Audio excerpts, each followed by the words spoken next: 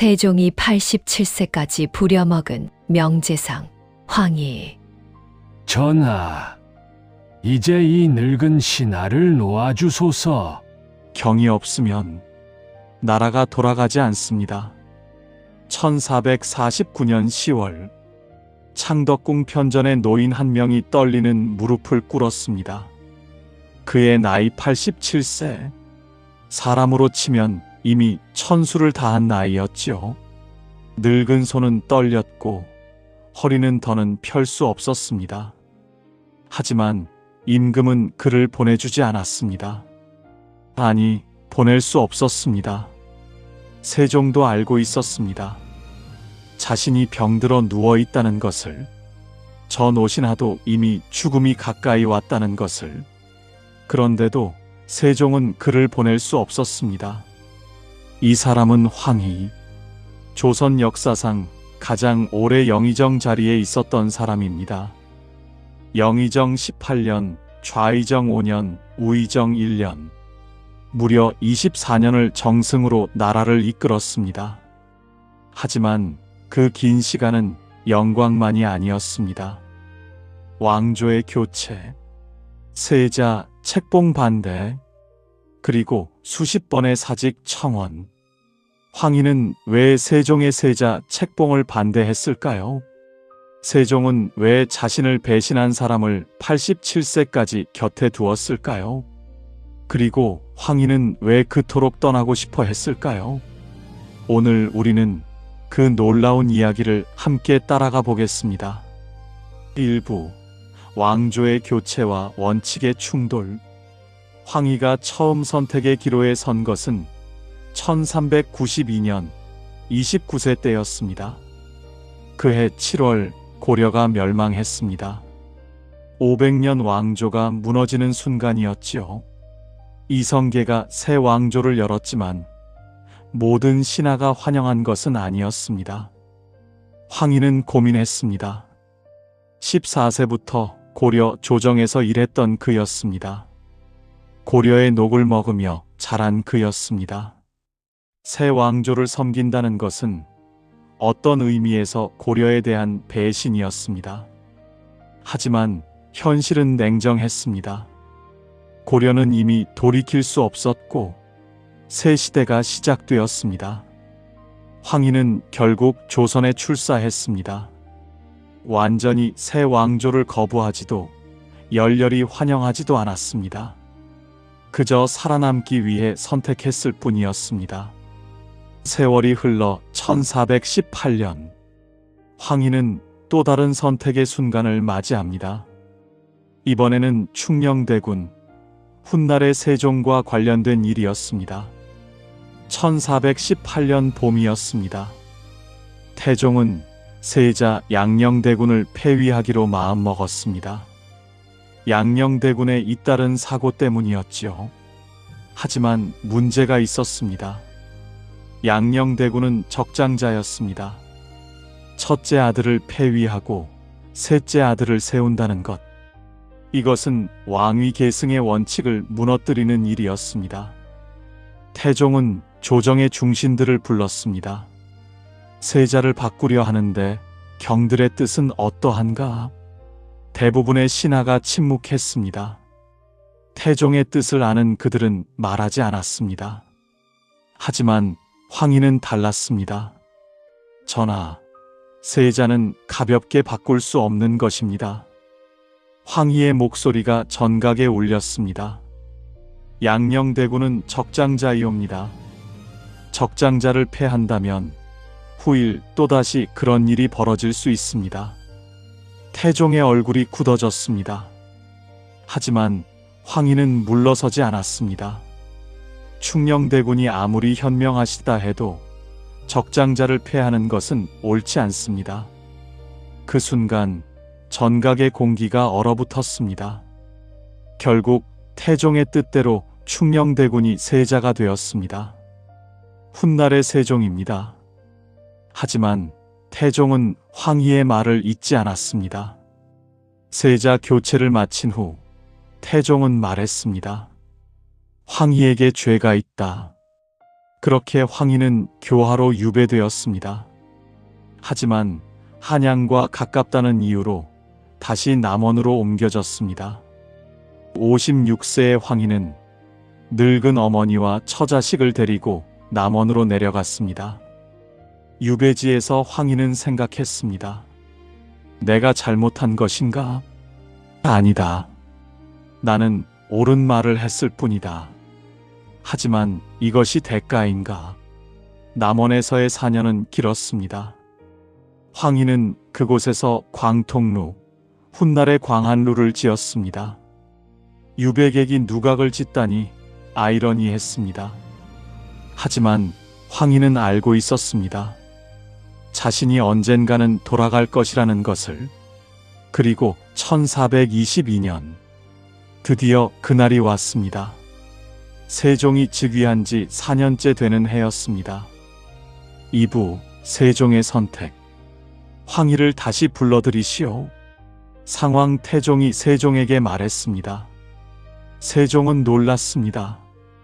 황희는 자신의 세자 책봉을 반대했던 사람이었습니다.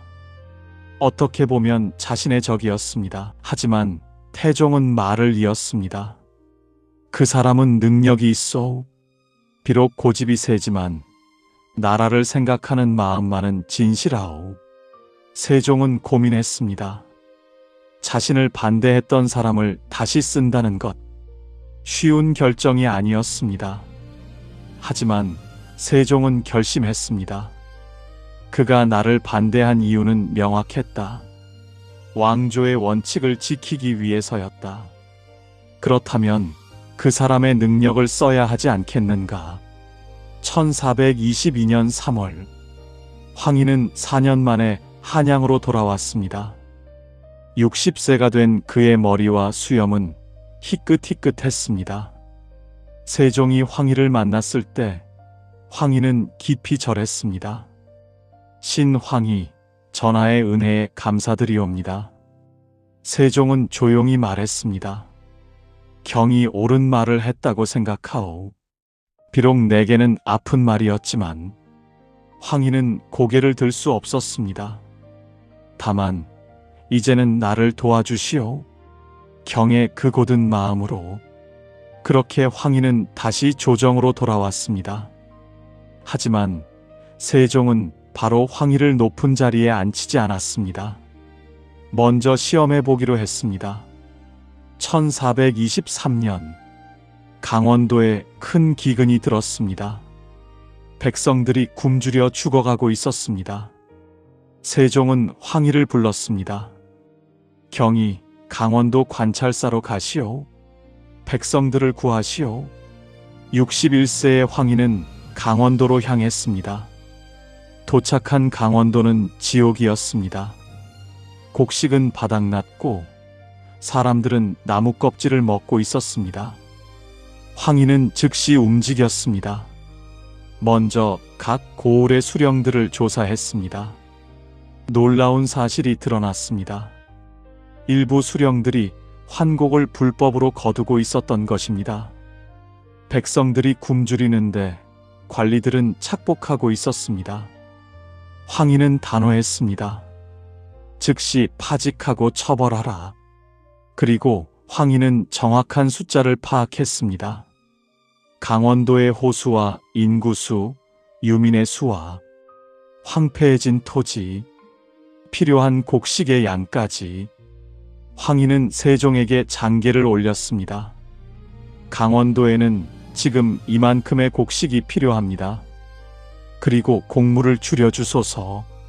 백성들이 더는 견딜 수 없습니다. 세종은 즉시 황희의 청을 받아들였습니다. 곡식이 풀리고 곡물이 줄어들었습니다. 백성들이 살아났습니다. 세종은 생각했습니다. 이 사람이다. 이 사람이 나를 도울 사람이다. 1426년 황희는 드디어 우의정에 올랐습니다. 64세의 황희는 정승이 되었습니다. 그리고 1431년 황희는 영의정이 되었습니다. 69세의 나이로 조선 최고의 자리에 오른 것입니다. 세종은 황희에게 말했습니다. 경과 함께라면 이 나라를 태평성대로 만들 수 있을 것이요. 황희는 대답했습니다. 미력 하나마 전하를 보필하겠습니다. 하지만 황희는 몰랐습니다. 이 자리가 얼마나 오래 이어질지, 그리고 그것이 얼마나 고통스러울지. 3부 놓아주지 않는 왕. 1431년부터 1449년까지 18년 황희가 영의정으로 있었던 시간입니다. 하지만 그 18년은 황희에게 영광만이 아니었습니다. 황희는 세종에게 수십 번 사직을 청했습니다. 첫 번째는 1431년이었습니다. 전하, 신은 이미 69세입니다. 더는 나라를 섬길 힘이 없습니다. 세종이 답했습니다. 아직 경은 건강하시지 않소? 조금만 더 도와주시오. 1435년. 전하, 신의 나이 73세입니다. 이제는 정말 은퇴하고 싶습니다. 안 돼요. 경이 없으면 나라가 돌아가지 않소? 1440년. 전하, 신은 78세입니다. 눈도 어두워지고 귀도 잘 들리지 않습니다. 경의 지혜는 여전하지 않소? 조금만 더. 1445년. 전하, 83세입니다. 걸음도 제대로 걷지 못합니다. 가마를 타고 오시면 되지 않소? 황희는 지쳤습니다.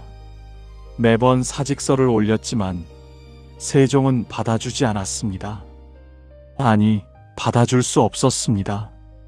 세종도 병들어가고 있었습니다.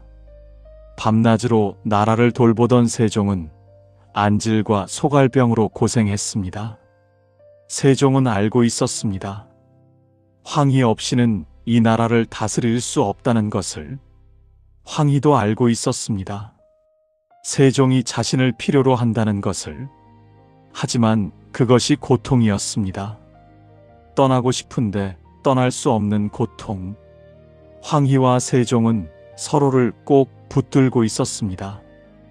병든 임금과 늙은 신하, 둘 다 놓아줄 수 없었습니다. 황희는 세종의 많은 정책에 반대했습니다. 세종이 새로운 제도를 만들려 하면 황희는 말했습니다. 조종의 옛 제도를 경솔히 바꿀 수 없습니다. 세종이 북방을 개척하려 하면 황희는 반대했습니다. 백성들이 힘들어합니다. 세종이 과학기구를 만들려 하면 황희는 우려했습니다. 너무 큰 비용이 듭니다. 하지만 세종은 황희를 버리지 않았습니다. 오히려 그 반대가 필요했습니다. 자신의 독주를 막아줄 사람, 쓴소리를 해줄 사람. 황희가 바로 그 사람이었습니다. 1448년. 황희는 86세가 되었습니다. 세종은 52세, 병이 깊어져 거의 침상에서 일어나지 못했습니다. 황희도 마찬가지였습니다. 둘은 알고 있었습니다. 이제 정말 끝이 가까워졌다는 것을. 드디어 1449년 10월, 황희는 마지막 사직서를 올렸습니다. 전하, 제발 이 늙은 신하를 놓아주소서. 세종은 오랫동안 침묵했습니다. 창밖을 바라보다가 천천히 고개를 끄덕였습니다. 알았소. 경을 보내드리겠소. 황희의 눈에서 눈물이 흘렀습니다. 14세부터 87세까지 그가 나라를 섬긴 시간이었습니다. 1449년 10월, 황희는 파주로 내려갔습니다. 임진강가의 반구정. 그곳에서 황희는 처음으로 자유를 느꼈습니다. 더는 상소를 올리지 않아도 되었습니다. 더는 회의에 참석하지 않아도 되었습니다. 그저 강을 바라보며 시를 읊고 하늘을 보며 명상할 수 있었습니다. 백구가 날아다니는 것을 보며 황희는 생각했습니다. 나도 이제 저 새처럼 자유로워졌구나.